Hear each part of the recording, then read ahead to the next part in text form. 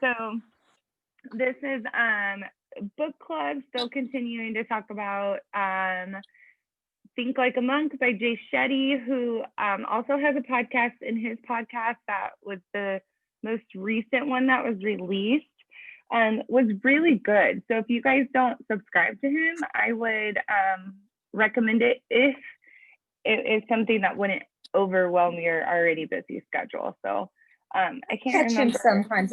It's called On Purpose, right? Is that his Yep. podcast? Okay. Yeah, and it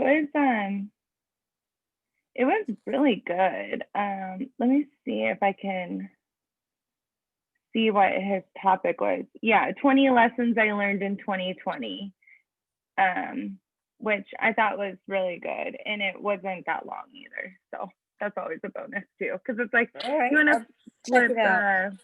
podcasts in, on your commute or maybe on a break at work or something. So like the ones that are more than like 20 or 30 minutes are kind of like I feel like Yeah. it's too long to listen to really catch it all. But so Annie, you said that you were finishing up chapter 2. You want to talk about your thoughts on the book or anything that's like kind of stuck out to you? Yeah, I'm just working on I just started chapter 3 today, so I haven't gotten that far, but I've been trying to listen to it with intention, which with audiobooks, I usually am doing other things, and just the way my mind's working right now, I've been trying to do a little bit better of listening with intention. Chapter 2 on negativity was pretty good. It actually reminded me of this Facebook group I'm in for widows and widowers, and there's a lot of people on there that are just so lost right now, even like years after their significant other has passed away. And it just kind of reminded me that that's not who I am. Like, I'm more of the person that focuses on the positive things of life. And yeah, there's a lot of negative that has happened to me. But dwelling on that negativity is just going to keep it more in your life. And that's kind of what he talked about. Like, you feed off of negativity, which draws more into your life, and then you never have those positive things come forth. So there was a couple parts that I re-listened to just because of that. I thought, this is really hitting home right now. And now I'm starting on fear, chapter 3. And I've already like resonated with so much in just like the first, 5-10 minutes that I've listened to, because it's like what I'm going through, kind of starting over, finding myself. And that's when you text me today. I was like, yeah, we need to chat, because I need to find who I am now. For so long I was a caretaker, and I was somebody's, person that they depended so much on. And yes, Ella depends on me because she's 8, but not as much as a cancer patient does. So that fear of finding who I am, and really, being okay with that too, because it's probably going to be a lot different than I ever have been in the last, 13 years of being with somebody, so yeah, that's where I'm at right now. I'm going slow, which I never do. It's crazy. There's a lot to digest in here, though. I mean, I appreciate that, like that going slow, because I find myself sometimes I'm kind of a speed reader normally, and I'll skim through things, but I find myself like going back and rereading things, maybe because for the same thing that you do. Like something hits me, and I'm like, wait, I need to like process that again. You know what I mean? Let me, like being very intentional on it. So I can absolutely appreciate that.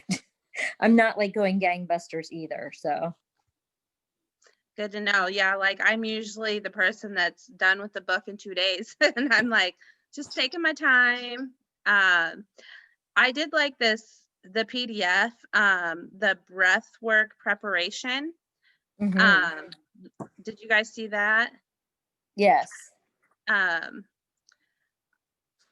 I think that that's like the hardest part of my morning, like doing the miracle morning, is taking that silence time. And this breath work thing was really helpful for that.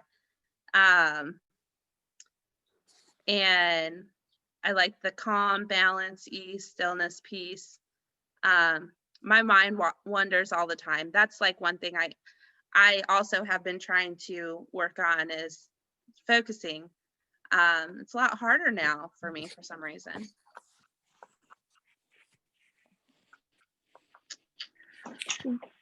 With the audiobook, that's what I got too. How do you get the PDF? Okay, so do you have Audible? You have it on Audible? I have it on iTunes, so maybe it's Okay. different. Yeah, so when I go to my chapters, at the top it says get the accompanying PDF. So I don't know if you can see it. Oh yeah, But like, you emailed me. Is that what you emailed me? yep. I think. Okay, perfect. So I have it regardless. I'm lost. So if there's anyone watching the replay and they get their audiobooks on iTunes, which I need to switch to Audible. I'm not sure why we haven't done that yet. Just haven't made it to that part of our list, I guess. Yeah, I would like to know how to do that. I guess I could probably just Google it, but So bummed because I used to have Audible and now I don't. I mean, and then I canceled my subscription, but I hadn't downloaded. I thought I downloaded the books, but I don't know where any of them are. So now all those Audible books, like I had it for like a year, so like over $100 worth of Audible, and I don't have any of my books left. If you use your Amazon account, you should Mhm. just be able to log in and they should still be there. You don't lose them after you've purchased them. Really? Okay, I'm gonna have to go look. I'm gonna have to go digging because I'm like I couldn't I don't know, but yeah, I Yeah, want to 'cause do Audible too. I've had a couple different accounts. I used my dad's for a while, and so like sometimes I have to log back into his because I bought books on his account, and then Mhm. he was like, I have credits to use. I don't know what to get. I was like, I'll use them. So you should be able to log in and find Okay. it. Okay, I'm gonna have to dig around on my Amazon, like because I have Amazon Prime. That's how I did it. Or do I need to get? Well, I'll link through it to Yeah. Amazon Prime, see if I It's can the find it. same as your Amazon Prime login. Okay, cool. I'll look. So I'm gonna jump. Bridget, how far have you read, or how far have you So- listened? I'm listening as well, and I actually listened through the whole book, but I've restarted it. And Rob and I just started re-listening to it, and we are gonna Okay. listen to it. We listened up. We're at the fear part as well, and so it was just a reminder of that our values should correlate with our actions, and like he used the example of like if you say your family is your top priority or your top value, but yet you spend all your time doing all these things with that that aren't related to your family, then maybe rethink your values or rethink your actions. So like that whole audit of like your values and actions was stood out to me. And then re-listening as well, the whole part about growth, and that I think this was in like the fear part as well, that like sometimes we fear like change, and that we fear that when we go back to like situations that were once very familiar to us, that like change has occurred, growth has occurred, but like will you go back to those same old kind of like I keep saying actions, but like the same thing. So like for me, Like when I go back, patterns?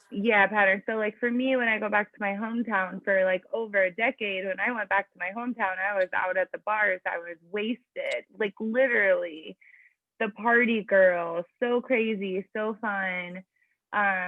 Just like, but then, I've done a lot of growth since then. I'm like, okay, well, I was like running from a lot of things that I've now been able to resolve. And he talks about that in this fear thing too, like going deeper, like what am I truly really like scared of? Like, you know, what is this causing me to be so scared of, and to like dig so deep? So like that kind of, and Rob Stuck like pointed to me, he's like, that's you, because like he hasn't known me, he didn't know me. I mean, he's heard so many stories of like my crazy years and stuff like that, and I haven't changed because I've met him. I got sick and I needed to make some changes and like do some deep therapy, and I love myself more now than the person that I was then. But like I think he also mentioned something, I forget the words he used, but he said something like, you know, you just know better now. Like it was about like the forgiveness aspect of things too, that he was getting into. So I think re-listening to it has been really helpful, because like A&E, like sometimes I'll be multitasking and I'm like, on the drive back tonight, I was like, I'm not picking up my phone, I'm not going to listen and be, you know, like be trying to double take things. Like I'm really going to try to listen to his words. And so like that was really helpful. And then just the whole like I think purpose of this book is to like find your purpose or your passion, and like with it, like being present. And so for Christmas this year, it was just Rob and I and my sister Ange and Chris, and then all of our fur babies. But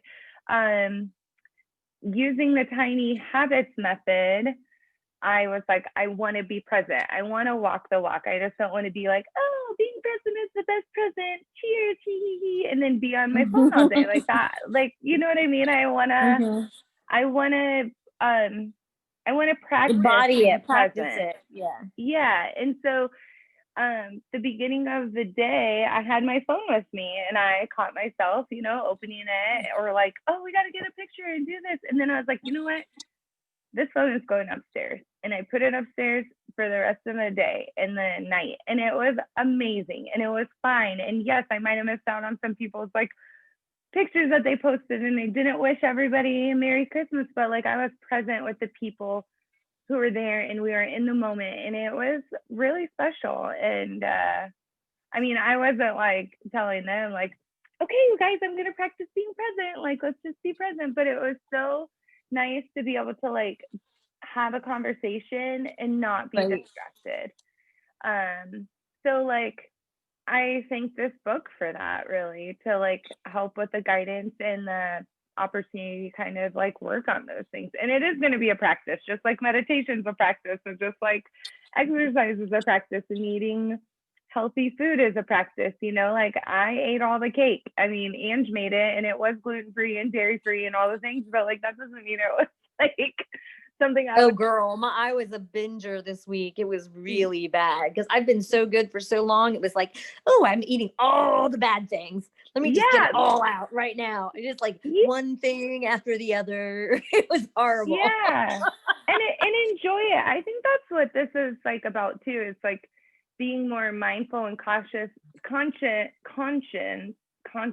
of our decisions. Is it good or bad? It doesn't have to be good or bad. It's just an informed decision, and then own the, you know, own the like, consequences and move on. I knew my stomach was gonna hurt today. Like I knew my bones were probably gonna crack. Like those are things that happen with the food sensitivities I have, but I fully enjoyed each bite and I don't feel any guilt. And that is a big thing too, because you know, I used to be like, oh, I shouldn't have done that. Oh, I feel so bad. And I'm like, hell no, I don't feel bad. I mean, my body feels kind of bad, but like mentally, I feel really good about the decisions I made. So I think that, you know, a lot of takeaways from this book have like helped me come to those conclusions. So, but where are you, Heather? So I am in the second, I just started the section on routine, but I got to tell you, chapter 5, the whole thing on purpose and your dharma and your varnas, I'm like in a twisted knot over that, because I feel like, and it's a chapter I need to go back and reread. And I tried to do the dharma, the varna things, and I'm like, hell, I don't know what I am. And then I just know, like, for me, I'm ready to make a change, and it is really scary. Like, I I'm not in a hurry to go back to the hospital. And I think that there are a few things I'm kind of interested in doing. Like, I still like being a nurse, but I don't want to work in the PACU anymore. Like, that's just how I'm feeling right now. Like, I don't want to be in a pressure cooker. I'm tired. I just don't want to. And, so then it's like, okay, well, how do you transition? And, they're talking about like creating, what I'm talking about in the Varnas, where they're like it can be something that you're really passionate about, but not necessarily the best at, but you can educate yourself to be better at it so that your passion and your skills go together. And that's just really, it's really hard for me to think of right now. Like, I know that that's where I need to be, and that, but there's that whole fear factor too about making the wrong choice. I've been a traveler now for almost 4 years. I know you've done it a lot longer, and I like it. I don't want to go back to like necessarily 8 to 5 Monday through Friday either. And I know that if I work on changing my specialty, that I'm going to have to step away, for some period of time. And so, there's, for me right now, there are a whole big bunch of what ifs, and I have to get beyond that. Well, what if this isn't the right choice and I've set myself back? Or what if I try this and I really hate it? And then I've given up my skill set, that I've worked so hard to learn. So it's just a lot of, and I think part of it is COVID related, because, the way that we practice, even if you are still in the hospital, the way we practice has changed, and I don't want to practice that way, and I applaud people who do, but I feel like I'm incredibly fortunate to have found something that allows me to continue to be a nurse and not be in that situation right now. Because I think my anxiety would just have me like, I'd be like over the edge, right? So, I'm like, so I'm really like, I really struggled with that chapter a little bit about, like identifying, like I couldn't like put my finger in, even I did the little quiz thing, and I couldn't find myself like firmly identifying with one Varna very strongly. And I'm like, well, then how the hell am I ever going to find my Dharma if I don't know what my damn Varna is?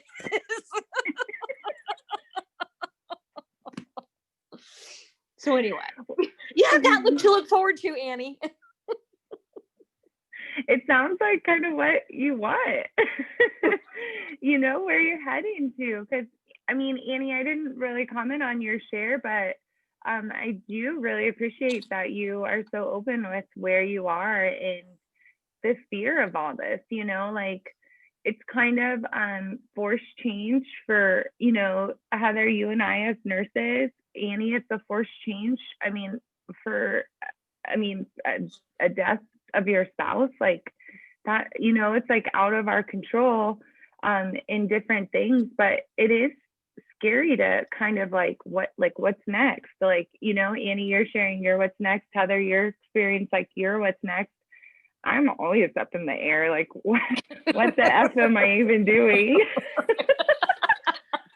Well, I'm glad that I know you and that you have that going on, because like I actually thought of that today, because I'm thinking about moving, and I was thinking, well, you know what? Bridget moves like every 6 weeks or 8 weeks. And like, I'm really jealous of your whole, everything I own can fit in my truck. Like I love that about. Don't be jealous.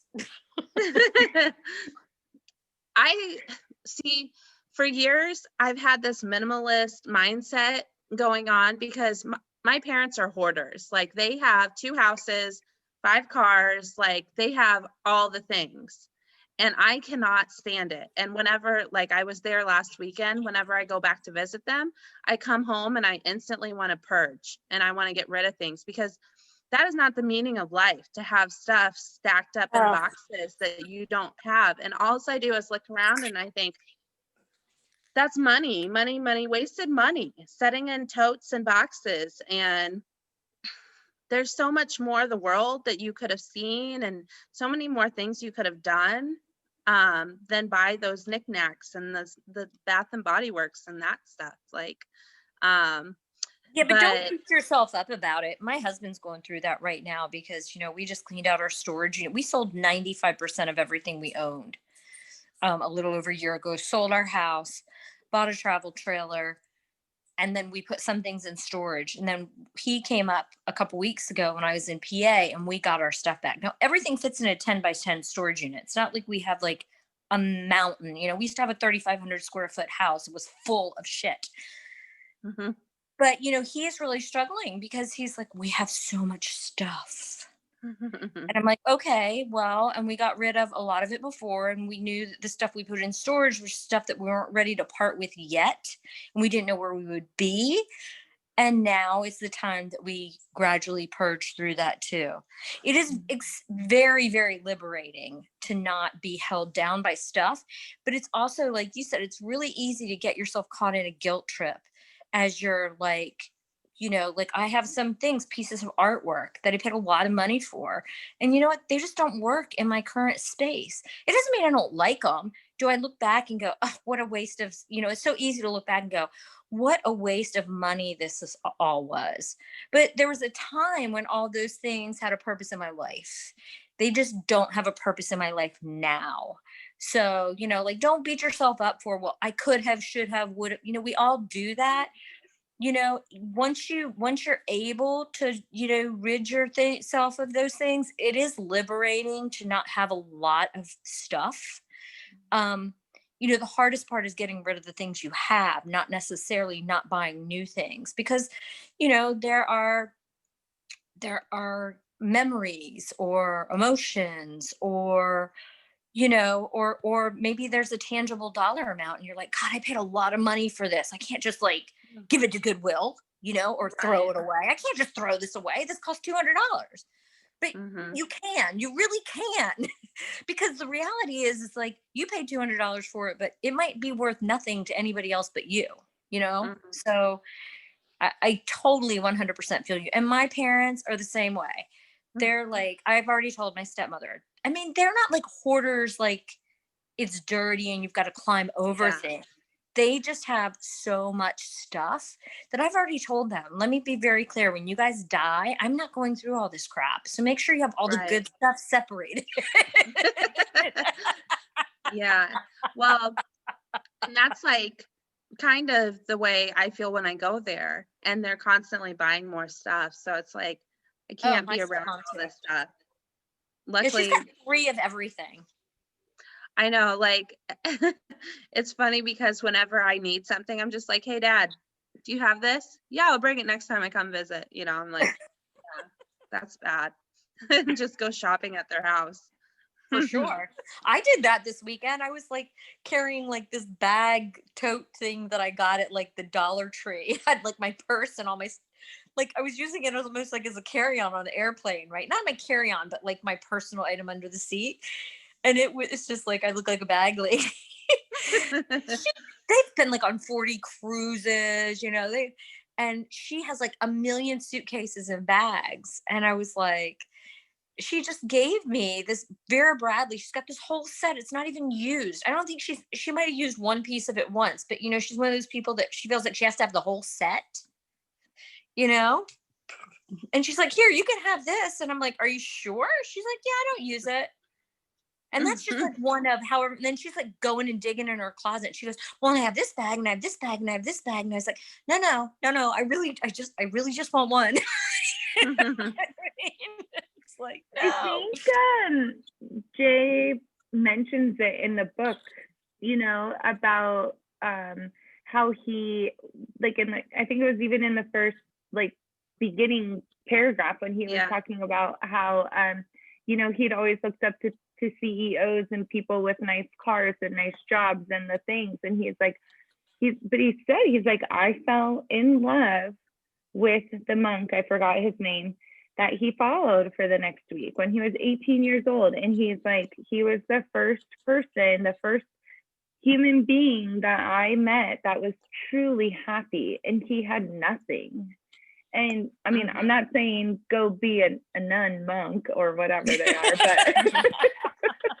Not but a there is chance, man. something like when I decided to start traveling, one of like the best feelings was literally giving all my stuff away or donating it, or some of like the bigger, I think there was like a big dresser that I just put on the outside of my apartment, and it was gone instantly. And because I was like, you know what, I'm not going to put this stuff in storage if people can use it. Like, I had a nice living room, and I mean, my list was not on here tonight, but like I go to her house and I can sit at my what was once my like tall kitchen table, and like just being able to give those to someone that would and could use it or needed it. And yeah, I mean, Rob and I are constantly still, I don't want to say downgrading, but like eliminating things from our lives that like we no longer need. Like just this past year, we were back in Chicago, and I had like 12 tubs there still from 5, or I guess it would be 6 years ago when I left Chicago, in my sister's basement, things that I was not ready to give up. And then, 6 years later, I had to dust everything off, and I'm like, this was part of my life. This isn't part of my life, and it's not going to be part of my future anymore. So like, I'm ready to now give it up, or to pass it along to someone else. Maybe it'll bring joy into someone else's life. But like, there was a lot of things, like for instance, a lot of the frames I had like college pictures in and things like that. I took all those pictures out and gave the frames to my mom, and she totally reframed all the pictures in her living room. Like, they used to be of all of us kids, and now she used new frames, gave it a facelift. Because I mean, those frames are nice frames, but they have been like in storage for so long, and they're now pictures of like her kids. She's now surrounded by her grandkids, and it's just, it's just like little things like that. So Annie, yeah, we'll have to talk, and we'll talk on Tuesday for sure. I want to hear all about it. And like, I mean, I'm not being like, go get yourself a travel trailer, give up all your things and just roam the US, but like, I know you want to work remote. The thing is, like, right now with the market and like the Ozarks, everybody's moving here. We got a really good deal on our house, and when we bought it, and it's worth a lot more now than what we paid because of the market being so great here. For as much as I'm home, it doesn't make sense for that big house, 2,800 square feet for just me and Ella, and over 3 acres of land. Come spring, I'm going to have to worry about when I'm going to mow, and and I'm going to be feeling guilty that I'm paying, $1,200 a month for mortgage and utilities and internet and everything. And I'm never there. And, I work a lot of 10-hour days, and Ella does gymnastics and robotics and PASS and all these things. So, we just been thinking, and that was one thing that my husband was great about, because he had a few things that were very, very valuable to him. And we had all the hard conversations before he was too sick to have those conversations about what he wanted to have done with things. And I learned a lot from that, because he moved a lot as a child and didn't really have a lot of things that he could call his own. But when he finally did, like, he had intention for everything that he had.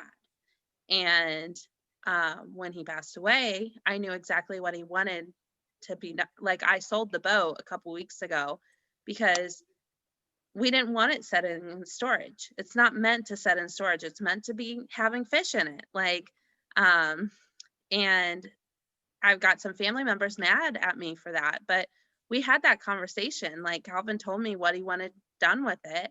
I knew exactly what he wanted. And if I ever want to go fishing, I know who to call, because I know who has the boat. Like, and I just got the chills. I know for sure. And it's just, but that first, I know exactly what you're talking about, Bridget, with that first paragraph. That really hooked me with this book, because I was thinking that's exactly what I want in my life right now.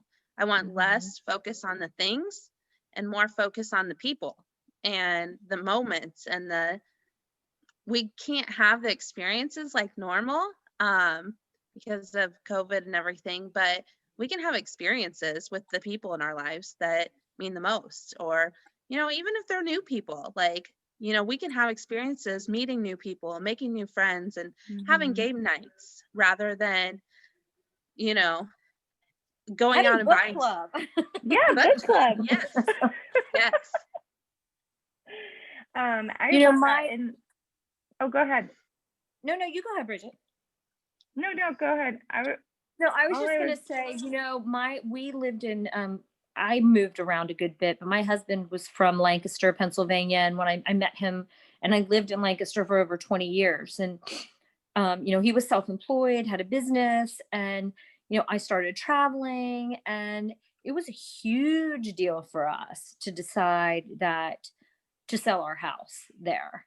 And the same thing, I mean, we sold at the beginning of COVID, but even then the market was really, really strong. And, we came out really ahead. But it was interesting because he came and traveled with me to Boston. His first assignment traveling with me was in Cambridge, Massachusetts, which was,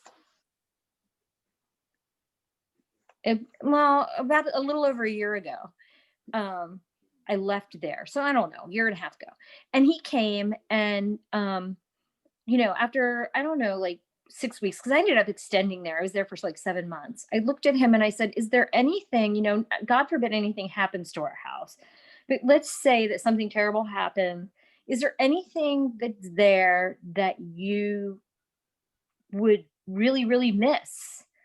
Other than like your pictures, the things that everybody would miss, right? Those super sentimental things. And he was like, yeah, not really. And our niece was unemployed at the time, and I paid her to go clean out my house, basically. And it was cheaper, than it was a lot easier for us than going through, and she would, if there were things that she wasn't sure about or whatever, she'd send pictures and say, okay, what do you want to do with this? What are keeps? What are say? What are, whatever, whatever. She had a big garage sale for me. But our motto at this point in our lives, and we're older than you guys are, is, we want to live small but live well.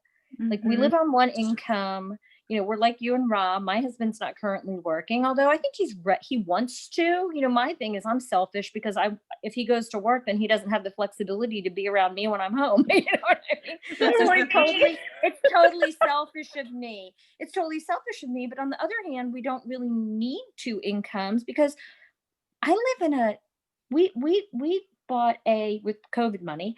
I bought for all intents and purposes, it's a mobile home. I live in a little yeah. RV resort. It's a park model. It's like a single wide with a lanai. It's, I don't know, 600, 700 square feet, one bedroom, one bath.